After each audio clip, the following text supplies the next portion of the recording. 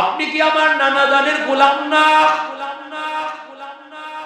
এই কথাটা হুসাইন বলা মাত্রই উমর আদালতের চাপ থেকে নাইমা দৌড় দিয়া হুসাইনের পাশে আইসা হুসাইনকে বুকে ধরে কান্না শুরু করে দিছে। ওমর কান্না শুরু করে দিছে। মনে করেছে অনেকে হুসাইনকে মারবে, কিন্তু ওমর হুসাইনকে বুকে নিয়ে কান্না শুরু করে দিছে। আর হুসাইন হুসাইন আবার কো আমি কার গোলাম, আরেকটা বার কো আমি কার গোলাম? আপনি আমার নানা জানের গোলাম। হুসাইন কাগজে তুমি কথাটা লিখে দিবাইনি, কাগজে তুমি কথাটা লিখে দিবাইনি আমি তোমার নানা জানের গোলাম। এই কাগজের লেখাটা আমার মরণের পর তোমরা কবরে দিয়ে দিও। কিয়ামতের ময়দানে আল্লাহ যদি আমারে জিগায় 10 বছর ক্ষমতা চালাইছি, কোথায় কোন বিপদ হইছে, আমার ডর। আল্লাহ যদি চায় হিসাব চায়, কেমনে হিসাব দিব? আমার ভয় হয়। আল্লাহ যখন প্রশ্ন করব তখন আমি আল্লাহরে কইব, মালিক গোলামের সাথে আবার কেন সওয়াল জবাব? আমি তো তোমার বন্ধুর গোলাম। এই যে দেখো হুসাইনের সার্টিফিকেট। আল্লাহু আকবার। আল্লাহর ভয় কারে কয়? হযরত ওমর রাদিয়াল্লাহু তাআলা আনহু অর্ধ পৃথিবীর বাদশা, খলিফাতুল মুসলিমিন ওমর, ছোট্ট ছেলে নবীর নাতি হুসাইনের সাথে মাঠে খেলাধুলায় আছে। ছোট বাচ্চারা খেলাধুলায় মগ্ন থাকলে একজনে আরেকজনের সাথে একটু মাঝামাঝি হয়, একটু গালাগালি হয়, একটু ঝগড়াঝাটি হয়। খেলাধুলা করতে যেয়ে হযরত ওমর ফারুক রাদিয়াল্লাহু তাআলা আনহু তিনি তখন রানিং প্রেসিডেন্ট, মদিনার রানিং প্রেসিডেন্ট। তার ছেলের সাথে নবীজির নাতি হুসাইন একটু ঝগড়া হইছে। হুসাইন ওমরের ছেলেকে একটা গালি দিছে। গালিটা হইল গোলামের ফুত গোলাম। গালিটা কি?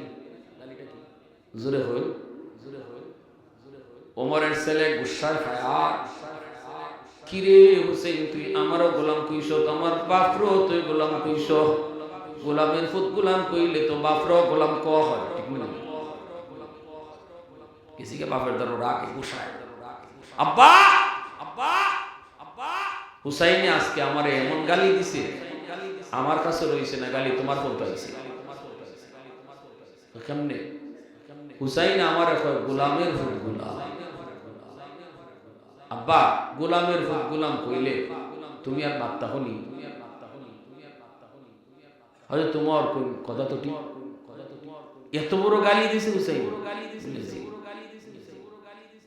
আমি আপনার কাছে নালিশ দিলাম, আপনি আদালত বলে ইনসাফের আদালত, আপনি ন্যায় বিচার করেন। হগলি কয় আমার বিচারটা আপনি কইরা দেন। ফুতে নালিশ দিছে বাপের কাছে। হযরত ওমর ডাক দিয়া বলেন, বাবা চিন্তা করিস না, উচিত বিচার হইব।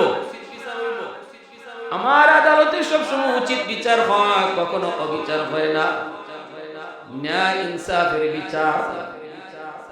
হযরত ওমর এইবার তিনি হযরত আলী রাদিয়াল্লাহু তাআলা আনহুর কাছে খবর পাঠিয়ে দিয়েছেন, হুসাইন কার ছেলে?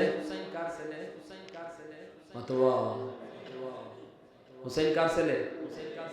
আলীর ছেলে। হুসাইনের আম্মা কেডা? আলিম সারা কোন দিয়ে আমি ডরাইতেছি না তো। ভুল কইলে অসুবিধা নেই, পুলিশ নাই তো। ভুল কইলে তো অসুবিধা নেই, তবে ভুল কেন কইতা? আমি তো আপনার কোরআনে তাফসীর জিজ্ঞেসি, কোরআন কোন আয়াত জিজ্ঞেসি, আমি জিজ্ঞেসি এমন একটা জিনিস, প্রশ্ন যেটা মুসলমান হিসাবে আমাদের প্রত্যেকের এবার নরমালি জানা থাকার কথা, ঠিক না? হুসাইনের আব্বা কেডা? আলী। দূরে খ এই যুবক যদি হয় হোসেন নায়কের অমুক নায়কের নাম দিলে দেখবা 10 জন খারাই গেছে। আর মান নাম ফাতেমা। ফাতেমা কেডা? নবীজি মেয়ে, নবীজি কলিজার টুকরা মেয়ে। আল্লাহ নবী ফাদল ফাতেমা বিদআতুন মিন্নি, রাসূলকে আমার খলিজা। এখানে 2 জন নাতি রাসূলের খলিজা। আল্লাহ রাসূলের গোরা দৌড়াইছেন, দিও নাতি রাসূল গোরা হইতে রাজি হইছে। রাসূল গোরা হইছেন গিয়া, আর হুসাইন নবীর ফিটে উঠে বইছে। হযরত ওমর রাদিয়াল্লাহু তাআলা কইছে, হুসাইন ভাগ্যটা ভালো রে, কি গুড়াটা পাইলে। আল্লাহ রাসূল কইল, ওমর খালি গুড়াই দেখছো, গুড়ার উপরে যে সোয়ার হইছে হেরে দেখছো না, হে কত দামি, কি মজা করছেন রাসূল। বাচ্চাদের ছোট ছোট বাচ্চাগুলো লইয়া আল্লাহ রাসূল বাচ্চাদেরকে খুব মায়া করতা, খুব মায়া করতা। খালি হাসান হুসাইন না, যে কোনো ছোট বাচ্চা দেখলে আল্লাহ রাসূল খুব মায়া করতা, আদর করতা, কারণ তারা নিষ্পাপ, তারা মাসুম। শুধু খালি মাসুম না, হাদিসে কুদসিতে আল্লাহ কয়, যদি ছোট ছোট বাচ্চাগুলো জমিনে না থাকতো, আমি আল্লাহ মানুষ যে পরিমাণ গুনাহ করে আমি জমিন ধ্বংস করে দিতাম। যেই ঘরে ছোট বাচ্চা আছে, এই বাচ্চার উসিলায় আল্লাহ ঘরের সব মানুষকে খাওয়ায়। নাইলে এই ঘরের মানুষে যত বেনামাজি আর যে গুনাহগুলা করে, গুনার কারণে রিজিক বন্ধ হয়ে যেত। আল্লাহ কয় ছোট বাচ্চাটা নিষ্পাপ, তার গুনাহ নাই, রিজিক বন্ধ করলে বাচ্চাটাও কষ্ট করে দিব। এটা দেখলে পরে আমি আল্লাহর মায়া লাগে। সুবহানাল্লাহ। দেখো, লাউলা মাশাইখ রুক্কা ওয়াশ-শাবাবু খুশা ওয়াল আতফালু রুদ্দা ওয়াল আতফালু রুদ্দা ওয়াল আনআমু রুদ্দা। চার দলের কথা রাসূল আল্লাহ কইছেন হাদিসে কুদসি। এই চার দলের এক দল হইল ওয়াল আতফালু রুদ্দা। ছোট ছোট বাচ্চাগুলি আযাব গজবে ফললে, রিজিক বন্ধ করলে, এরা যদি না কাঁদতো, এরা কান্দন যদি আমি আল্লাহ না দেখতাম, তাহলে আযাব গজব দিয়ে আল্লাহ জাআলতুস সামাআ হাদিদা, আসমান লোহা বানাই দিতাম, ওয়াল আরদ খাফসাফা ওয়াত তুরাব রামাদা, জমিন তামা তামা বানাই দিতাম। মানুষ যে অন্যায় করতেছে, যে নাফরমানি করে, তালাশ করে দেখেন, পুরা গ্রাম যদি আপনি জরিপ করেন, দেখবেন নামাজীর থেকে বেনামাজির সংখ্যা বেশি। বাজারও যান, দোকানদারদের মাঝে জরিপ করেন, দেখবেন বেনামাজি দোকানদারের সংখ্যা বেশি।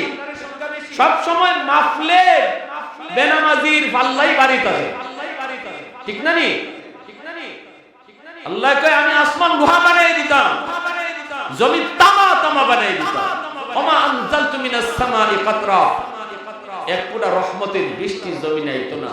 ওমা আমবাততু মিনাল আরদি নাবাতা, কোন শস্য আর দেখতাই না, ধান আর গম দেখতাই না, জমিন তামা হয়ে যেত। বাল আনজালতু আলাইকুমুল আযাবা সাব্বা, ফর ফর জমিনে আযাব আর গজবাইয়া সব শেষ করে দিতাম। দেই না সাইড দলের কারণে। এক দল হইল ছোট ছোট বাচ্চা, নিষ্পাপ অবুঝ বাচ্চাগুলা, এরাও গজবে ফললে খান্দে, অথচ তার কোনো দোষ নাই। ওই বাচ্চাটার খান্দন দেখলে আমি আল্লাহর মায়া লাগি যায়। তাইলে ঘরের অবুঝ শিশু বাচ্চাদেরকে মারবেন না, বকাঝকা করবেন না, অযথাই শিশু বাচ্চাদের উপরে জুলুম করবেন না, কষ্ট দিবেন না। কারণ আমার মতো নাফরমানকে আল্লাহ এই বাচ্চাটার উসিলা খাওয়াইতেছে।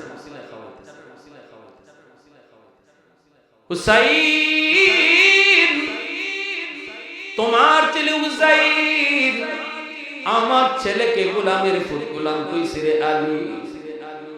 আলী রাদিয়াল্লাহু তাআলা বলে কোন কি বলে, হ পুত্রে লইয়া আগামীকালকে আমার আদালতে হাজির হইও। আগামীকাল এতটার সময় হুসাইনের বিচার মদিনার সমস্ত মানুষজনকে জানাই দেওয়া হলো। ওমরের আদালতে হুসাইনের বিচার, হুসাইনের বিচার। আলী রাদিয়াল্লাহু তাআলা বলে হুসাইনকে কই, হুসাইন বাবা, বাজান বাজান তুই কি কইছ?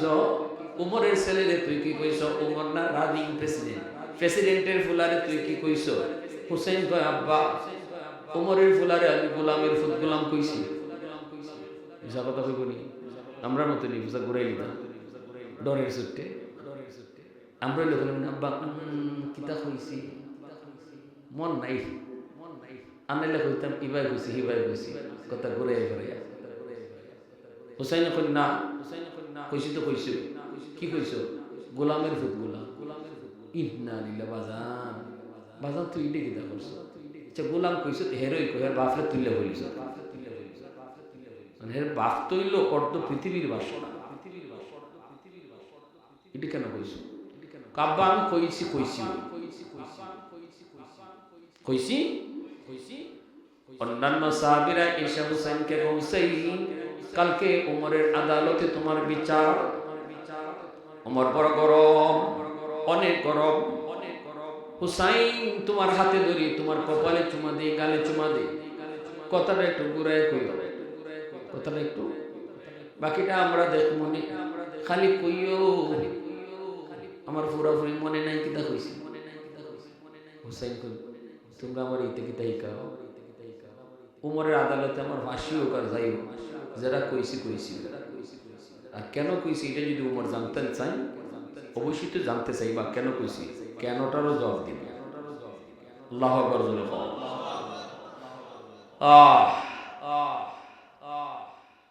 ভাইরা বন্ধুরা উমরের আদালত বসে গেল মদিনার মানুষজন সবাই হাজির সাহাবেরাও তারা হাজির আলীও ভয় পাইতেছেন কেমনে কি হয় হুসাইনের বিচার উমর ডাক দিয়ে বলে হুসাইন বলো আমার ছেলেরে তুমি কি কইছো অনেকেই পিছন থেকে হুসাইনকে চিন্তা দিয়া কয় হুসাইন একটু ঘুরে খোবা দাও একটু ঘুরে খোবা কিটা আমরা দেখবো হুসাইন কে অসম্ভব হুসাইন তিনি দ্বারা সমস্ত হাউজের সামনে কয় আমি আপনার পুত্রে গোলামের ফুট গোলাম কইছি গোলামের ফুয়া গোলাম ঠিক না নি হযরত ওমর এইবার তিনি একটু রাগ হয়ে বলতেছেন হুসাইন এটা তুমি কোন হিসাবে কইছো নিজেরা ঝগড়া করছো একজন আরেকজন গোলাম কোয়ার যা কইতে পারো ছোট বাচ্চাদের ঝগড়া অসুবিধা নাই কিন্তু আমি কেমনে গোলাম হইলাম একটু বোঝায় দাও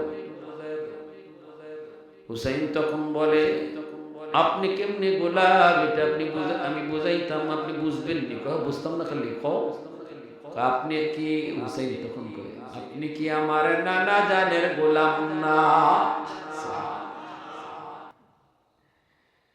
আপনি কি আমার নানা জানের গোলাম না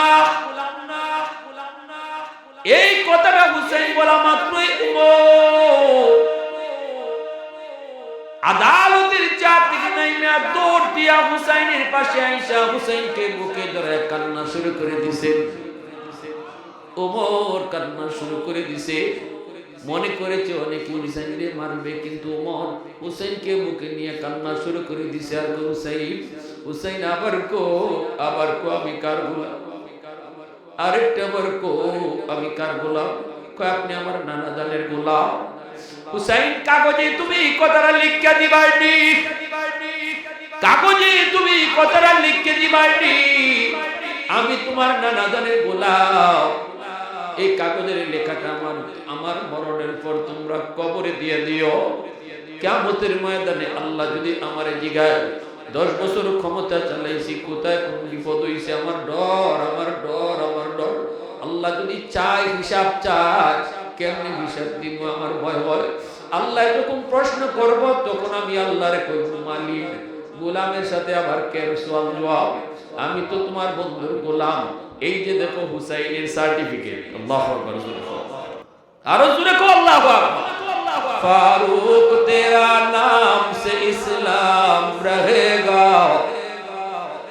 फारूक तेरा नाम से इस्लाम रहेगा दुनिया की अदालत में तेरा नाम रहेगा दुनिया की अदालत में तेरा नाम रहेगा उस्मान तेरा नाम से इस्लाम रहेगा दुनिया की सखावत में तेरा नाम रहेगा हैदर तेरा नाम से इस्लाम रहेगा दुनिया की शजाअत में तेरा नाम रहेगा मुआविया तेरा नाम से इस्लाम रहेगा दुनिया की सियासत में तेरा नाम रहेगा दुनिया की सियासत में तेरा नाम रहेगा मुसलमान आवाज को अल्लाहु अकबर